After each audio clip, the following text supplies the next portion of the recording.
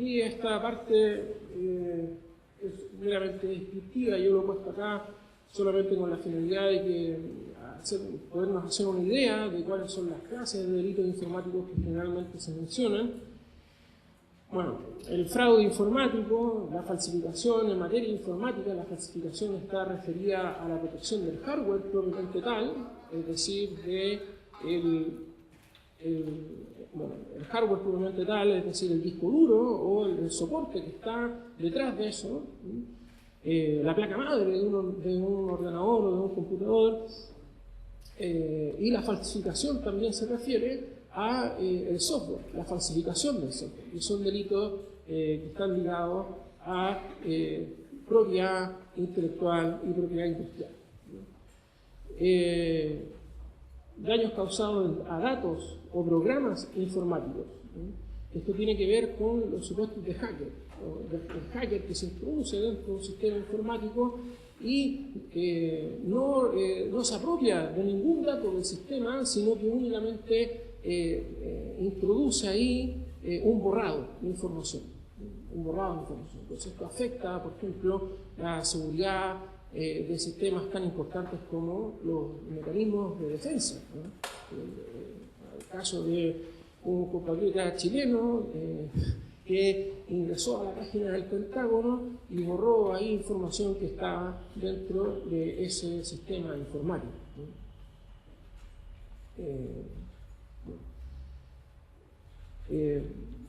Supresión legal, ilegal de datos o programas informáticos. Esto está relacionado con el soporte, con el mantenimiento, con la obligación de mantenimiento del soporte de datos. Al principio yo les mencionaba que se reclamaba dentro de la legislación alemana la necesidad de que existiera una legislación civil de protección de datos. Una vez que los datos se han almacenado, ¿qué pasa con ellos? ¿Puede aquella entidad que maneja datos personales eliminarlos a su antojo o disponer de ellos libremente? ¿O tiene la obligación de mantener durante un determinado tiempo esos datos con el objeto de que exista un registro de información? O bien un registro que puede, después de determinado tiempo, convertirse en un registro público de acceso a la información. El sabotaje informático, el acceso no autorizado a sistemas informáticos, la intercepción no autorizada de comunicaciones, que a mí me parece así, la reproducción autorizada de un programa informático protegido, son otros casos de delitos que algunos dicen que pueden reconducirse a algunas de estas otras formas que yo les mencionaba. Otros delitos informáticos que han surgido en el último tiempo es la alteración de datos o programas informáticos, que consiste simplemente en ingresar dentro de un sistema y alterar el dato. Por ejemplo, aquel sujeto que ingresa dentro de una página de un banco, donde está su cuenta corriente, y logra alterar el monto, el dato específico que está establecido como monto de ingresos. No se trata de que hay del dinero propiamente tal, sino que de un dato informático. No es dinero, es un dato informático, que se traduce en dinero en el momento en que la persona tiene la facultad de girar contra aquellos dineros que se encuentran depositados en cuenta corriente. Ahora, es una alteración del dato específicamente contenido. El espionaje informático, casos de espionaje informático tienen que ver mucho con la protección de la propiedad industrial, con gente que desarrolla, por ejemplo, patentes de invención. Entonces, a través de Internet puede ser que hay un caso famoso de espionaje informático en el cual el gobierno francés pagó a determinados hackers para que se introdujeran en un proceso de generación de maquinaria atómica por parte de Japón. Entonces, bueno, ese es el espionaje informático. La utilización no autorizada de un ordenador, que sucede, por ejemplo, cuando alguien deja su ordenador personal en su trabajo con una clave. Y el informático a cargo del soporte de información de esa entidad, del trabajo, se introduce dentro de la sesión, pero desde el propio sistema, como tiene acceso al soporte sobre el cual se transmite la información dentro de la empresa, puede acceder a la sesión del usuario sin necesariamente tener, por ejemplo, la clave. ¿Qué sucede si ve ahí dentro de eso, información de naturaleza personal y utiliza esa información contra el propio empleado, por ejemplo? La utilización no autorizada de un programa informático protegido, se trata de supuestos en los cuales, bueno, hay alteración, por cierto, de supuestos relativos a la piratería del software.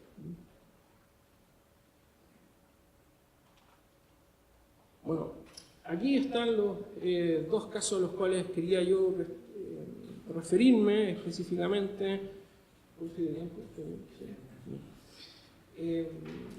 A los dos casos a los cuales yo quería prestar atención en esta exposición, que son dos supuestos de particular ocurrencia desde mediados de la década de principios de este siglo. Desde el año 2005 en adelante hubo una masificación de estas dos nuevas formas de criminalidad informática que afectan específicamente a personas individuales, especialmente a los titulares de cuentas corrientes bancarias, ya que se ven sus datos personales son utilizados con la finalidad de poder introducirse dentro de sus cuentas para vaciarlas, transfiriendo ese dinero a terceros. Se trata de la pesca de datos informáticos de naturaleza personal asociados a cuentas corrientes bancarias o bien asociados, por ejemplo, a tarjetas de crédito o a tarjetas de débito incluso,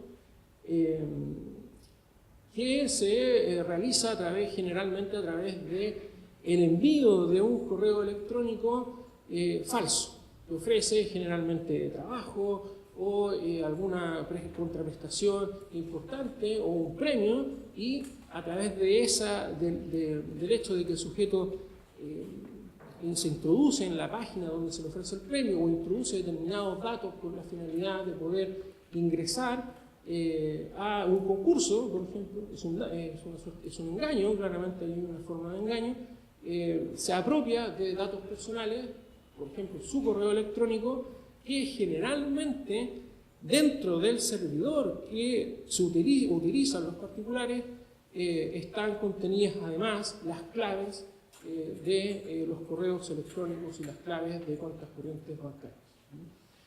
Generalmente las personas cuando ingresan a su sesión de computador, junto con tener abierto el correo electrónico, abren además su cuenta corriente bancaria o tienen abiertas innumerables ventanas con el objeto de comunicarse con distintas personas, ¿no? Por ejemplo, una página de una red social, por ejemplo Facebook, además tiene abierto el Gmail, abre además su página de cuenta corriente donde realiza transferencias bancarias.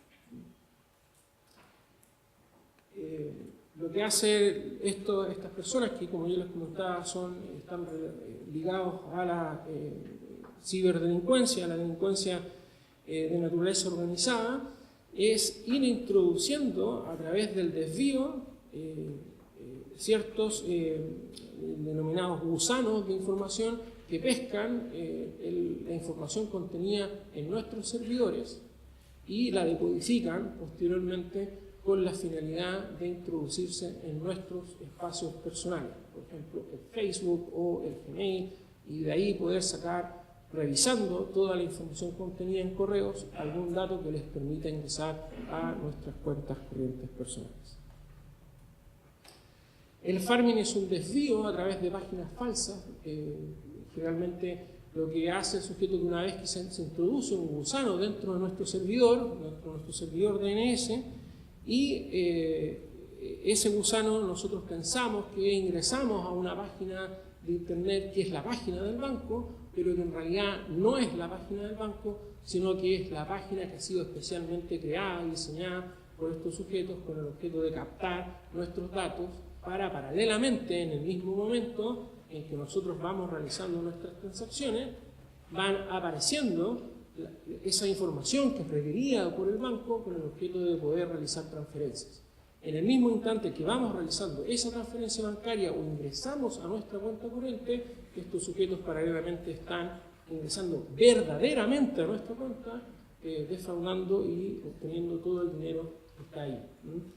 Para poder lograr el perjuicio patrimonial, y esto lo vamos a ver reflejado en las diapositivas posteriores, requieren de un tercero, porque como se trata de criminalidad organizada, no se hallan muchas veces dentro de el propio país donde se realiza la defraudación, sino que pueden estar en países de Europa del Este, en otros países de América Latina, etcétera, etcétera. Lo que hacen es, en definitiva, captar personas a través también de redes sociales, a través de ofrecimientos de trabajo, con el objeto de que le presten a estos sujetos que realizan estas acciones de phishing y farming sus propias cuentas corrientes, con el objeto de hacer esas transferencias bancarias nacionales que se traducen en la defraudación de nuestro patrimonio.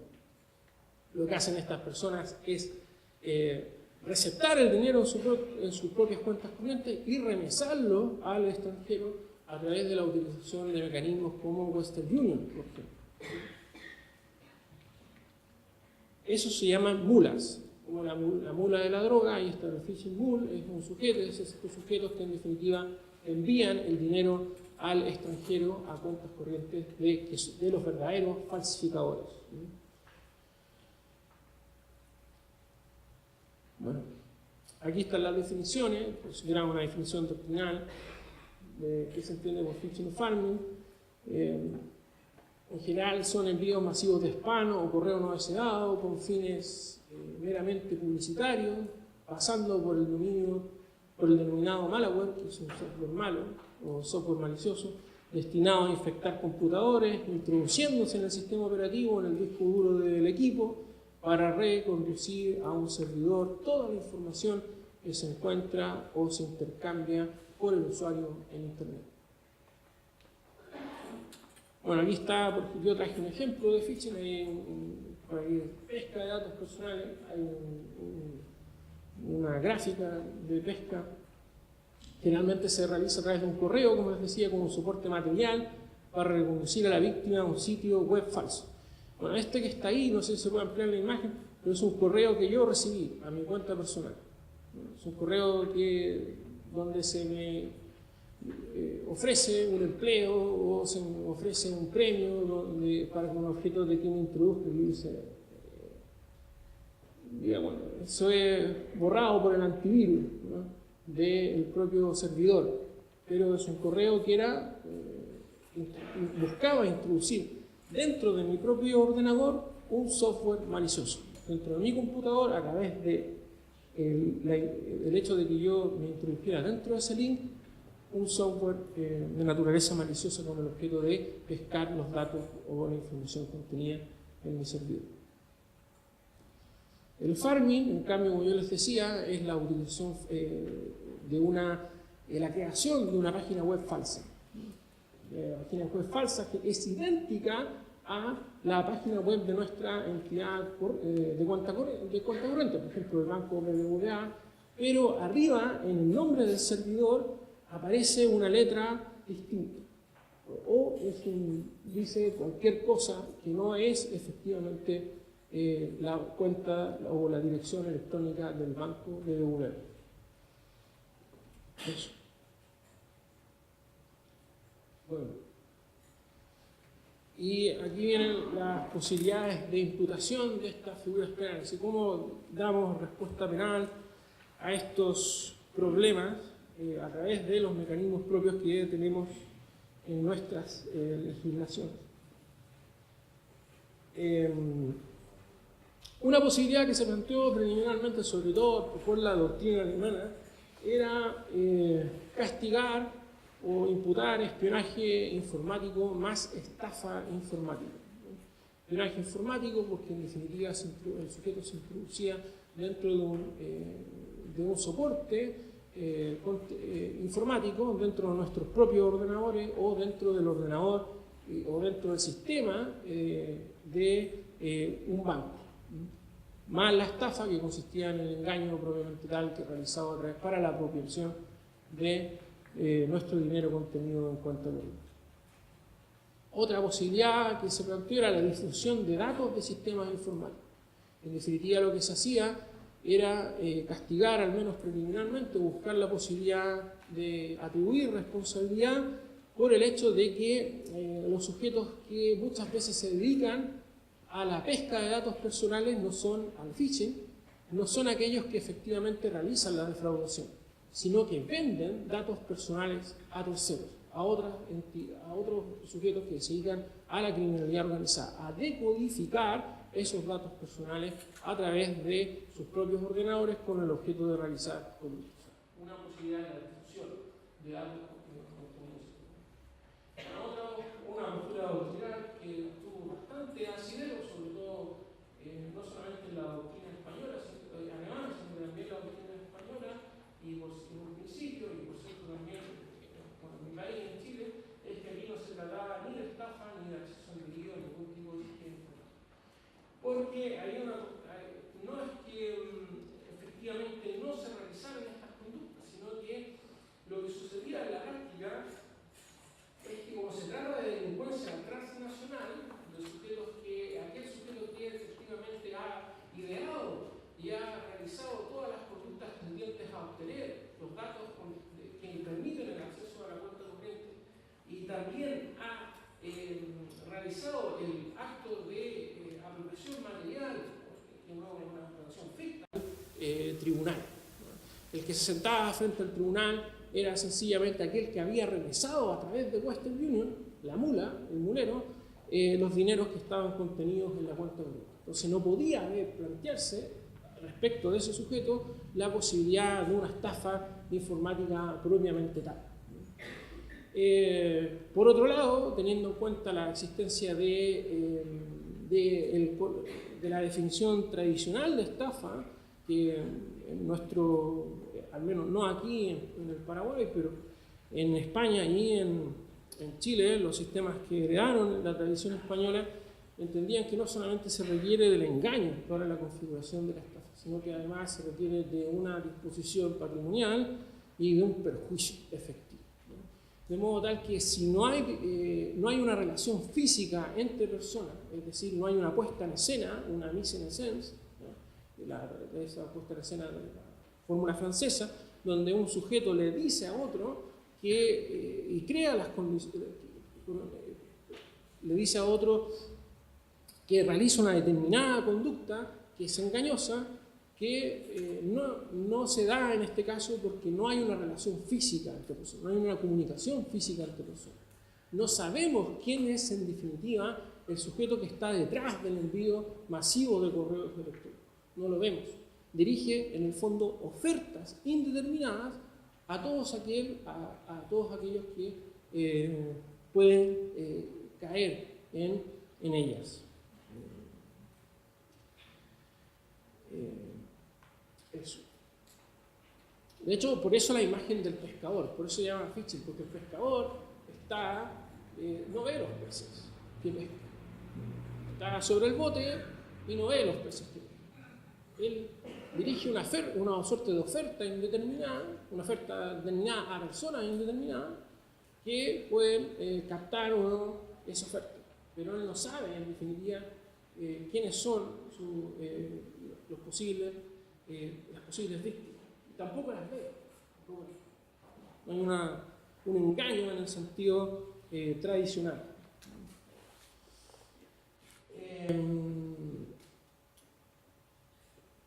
Bueno, otras posibilidades se planteó por estas razones que el concepto tradicional de engaño asociado a la estafa,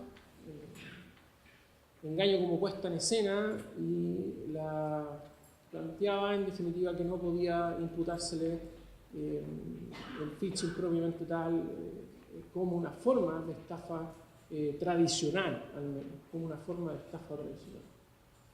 El caso del farming es que ni siquiera hay engaño ni error, que son los dos elementos que también tradicionalmente se asocian a la estafa propiamente tal. No hay engaño, se decía por la doctrina, porque en definitiva, si bien hay una suerte de puesta en escena, no hay una comunicación verbal que entre dos personas determinadas, el mismo argumento, que tuviera por objeto inducir a la víctima a un determinado error. Y por último, la situación del fishing bulls o el mulero, se plantea la posibilidad de blanqueo de capitales, ¿no? Pero ahí surgen los problemas de accesoriedad en la participación. Si no se castiga al autor o no se sabe quién es el autor, en definitiva, de la estafa, no es posible tampoco imputar el blanqueo, al menos que exista en la legislación como un delito independiente, ¿no? Un delito independiente. Bueno. Autónomo, no como existe, por ejemplo, en algunos países donde se le castiga en algunas legislaciones como no existe la figura propiamente tal de blanqueo o lavado de dinero, sino que existe una forma de encubrimiento. En ese caso se plantea específicamente el problema de participación. Bueno, aquí yo temerariamente ya he intentado hacer unas posibilidades de imputación para el código, teniendo en cuenta el Código Penal del Paraguay, es decir, cómo podría responder el ordenamiento jurídico paraguayo a estos problemas. Bien, en relación con las conductas de phishing y farming, yo no veo ninguna inconveniente para poder imputar el artículo 188 del Código Penal paraguayo, que sanciona la estafa mediante sistemas informáticos. En general, es la misma disposición que está contenida en el Código Penal alemán y que allí se utiliza para la sanción de estas conductas. De hecho,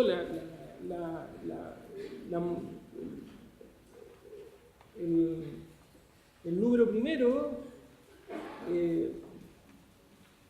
2, dice el uso de datos falsos o incompletos, el uso indebido de datos, la utilización de otra maniobra no autorizada, y con ello causar un perjuicio al patrimonio, entendiendo que la estafa consiste a través de sistemas informáticos, consiste en la intención de obtener para sí o para un tercero un beneficio patrimonial indebido.